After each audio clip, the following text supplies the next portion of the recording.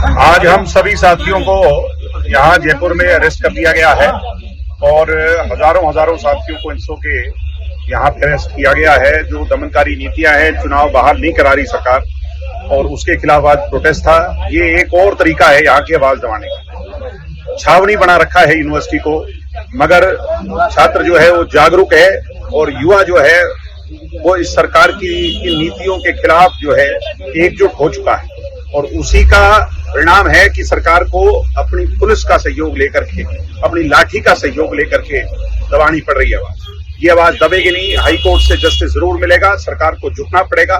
छात्र संघ चुनाव बहाल होंगे। जहां हरियाणा में लड़ाई लड़ी है, वहीं इस बार राजस्थान में भी छात्र संघ चुनाव जरूर बहाल कराएंगे। हरियाणा प्रदेश के अंदर उनकी अपनी सरकार है और जो उनके राष्ट्रीय छात्र नेता रहे हैं दिग्विजय चौटाला, वो अपनी पार्टी के राष्ट्रीय प्रधान महासचिव भी है और उनके किसी भी विधायक ने या प्रदेश के डिप्टी सीएम ने आज तक विधानसभा में अपना मुंह तक खोला हो। वो प्रदेश की सरकार से डरे हुए हैं या पता नहीं अपने आप से डरे हुए हैं। उन्होंने आज तक छात्र संघ की कोई मांग नहीं की है, कोई डिमांड नहीं की है।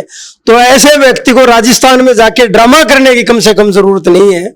हरियाणा प्रदेश का इतना बड़ा क्षेत्र है, एक बार इन्होंने सरकार आने से पहले जरूर इन्होंने ड्रामेबाजी की थी हिसार के अंदर, लेकिन उसके बाद कभी रोड पे नहीं निकले, कभी विधानसभा में नहीं बोले। तो ये मैं कहना चाहूंगा, प्रदेश के युवाओं के साथ सीधे तौर पे धोखा और उन्हें गुमराह करने का प्रयास है और ऐसे लोग बेनकाब हो चुके हैं, उनका धरातल खो चुका है और वो कहीं ना कहीं अपने आप को खड़ा करने के लिए इस प्रकार प्रदेश के युवाओं से झूठे वादे करने का प्रयास कर रहे हैं। ये पूरे हरियाणा प्रदेश के अलग अलग छात्र संगठनों का संयुक्त आंदोलन था। ये समय समय पर होता रहा है। वो तो सरकार का निर्णय था, उन्होंने तब लिया, तब भी इनका कोई रोल नहीं था, आज भी कोई रोल नहीं है। अगर जेजेपी के जो राष्ट्रीय प्रधान महासचिव है, खासकर कहना चाहूंगा मैं दिग्विजय चौटाला की, अगर है ताकत तो डिप्टी सीएम का इस्तीफा दिलवाई छात्र संघ चुनाव को लेकर। अगर है इनमें ताकत तो विधानसभा के सत्र आना चाहिए वहां पे, यानी कि मोशन दिलाए कि भाई विधानसभा के चुनाव, विधानसभा के अंदर मुद्दा उठाए कि छात्र संघ का चुनाव होना चाहिए। लेकिन मेरे भाई मैं बताना चाहता हूं, ये सिर्फ और सिर्फ ड्रामेबाज है, जो परिवार के ड्रामे से निकली हुई उपज है और इससे ज्यादा कुछ नहीं है। हरियाणा प्रदेश के युवाओं को गुमराह करने का प्रयास है और हम सीधे तौर पे कहना चाहते हैं, ना तो इनकी हिसार में कोई थी, आप पिछली सरकार में देख लो, ना इनके राष्ट्रीय अध्यक्ष ने, ना ही इनके प्रधान महासचिव ने, ना ही इसके संस्थापक अजय सिंह चौटाला ने आज तक चर्चा की है। तो इसलिए मेरी युवाओं से अपील है कि इस प्रकार की पार्टी, इस प्रकार के संगठन के इस प्रकार के मुद्दों में बहकाने की और बहकावे में आने की जरूरत नहीं है। कि इनसो जिस प्रकार के जो हथकंडे अपना रही है या जिस प्रकार का जो ये ड्रामा कर रही है, ये सिर्फ और सिर्फ युवाओं को बरगलाने का काम कर रही है। उनके साथ एक छलावा है, धोखा है। जो पार्टी पिछले 3 वर्षों से सत्ता में बनी हुई है हरियाणा प्रदेश में, वो अपने प्रदेश में छात्र संघ चुनाव पर कुछ नहीं कर पाई।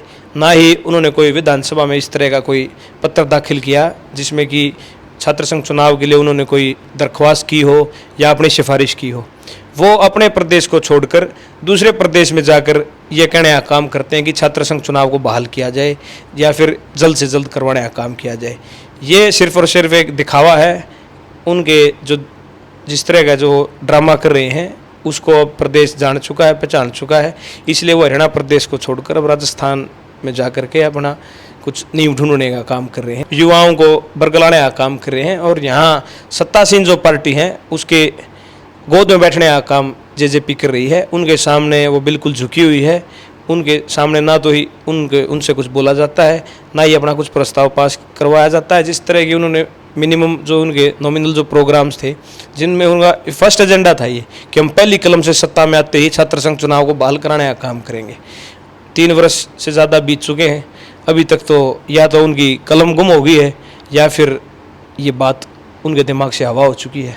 देखिए, हरियाणा में पिछले 4 साल से जेजेपी और बीजेपी की वर्तमान में सरकार चल रही है। पिछले 4 साल से वो चुपचाले राज सत्ता का स्वाद ले रहे थे, चस्का ले रहे थे, कह देंगे पैसे कमाने के संसाधन। अब 1 साल रहा तो उन्होंने पिछले दिनों 6 अगस्त को एक हिसार के अंदर रैली करके छात्र संघ चुनाव बहाली के नाम पे एक ढकोसला कर रहे हैं।